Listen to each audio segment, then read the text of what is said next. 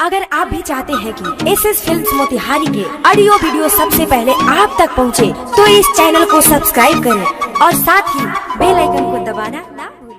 Presented by SS films Motihari.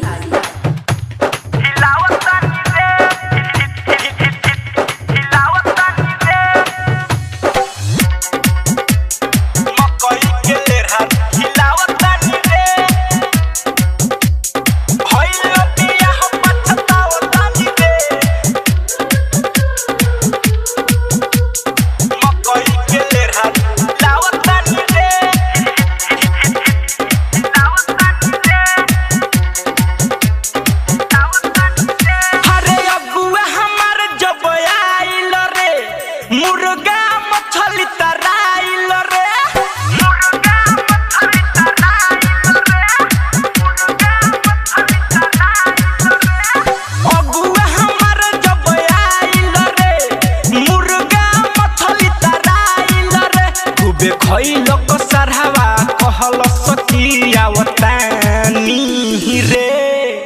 अरे ब्यास आगे का भइल?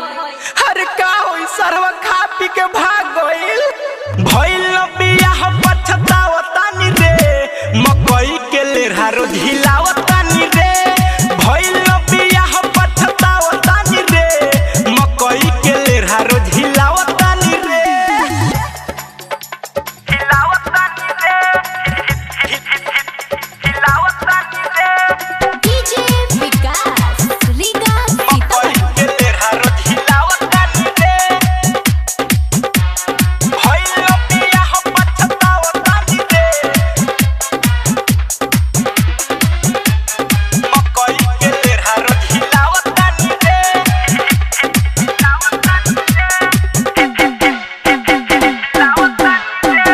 कह के न सरहवा उआइल रे, भीतरी से आता मारवाइल रे। भीतरी से आता मारवाइल रे, भीतरी से आता मारवाइल रे।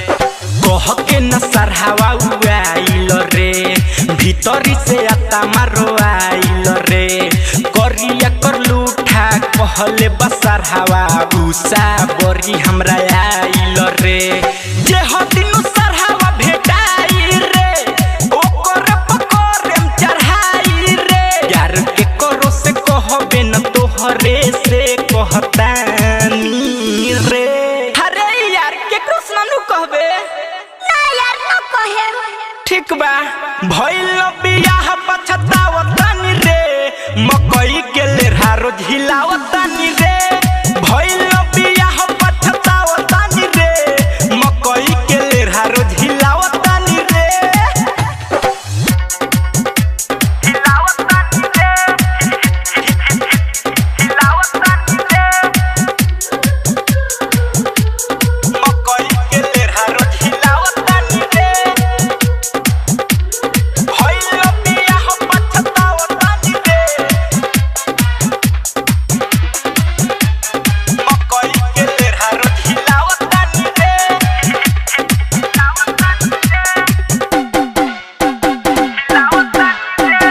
भोला धमाल पगलाइल रे, रवसन सुख नहीं आइल रे। रवसन सुख नहीं आइल रे, रवसन सुख नहीं आइल रे। भोला धमाल पगलाइल रे, रवसन सुख नहीं आइल रे। लागता कि असुक लगन फेरू फेली आइल रे। मुन्ना सौरभ मिलाई के चेष्टा रे, बनल रहे और केसटा रे। पूरा सपना न भइल तकिए में सटावतानी रे। अब का होई असुक लगन भी फेल हो जाई। भइल बियाह पछतावतानी रे, मकई के लेरहा रोज हिलावतानी रे। भइल बियाह पछतावतानी रे, मकई के लेरहा रोज हिलावतानी रे। हरे अगुआ हमार जब आइल रे, मछली मुर्गा तराइल रे। खूबे खइल क सरहवा कहल सकियावतानी रे। अरे ब्यास आगे का भइल? अरे का होई सरहवा खा पी के भाग गइल। अरे भइल बियाह पछतावतानी रे, मकई के लेहारो झिलावतानी रे। भइल बियाह पछतावतानी रे, मकई के लेहारो झिलावतानी रे।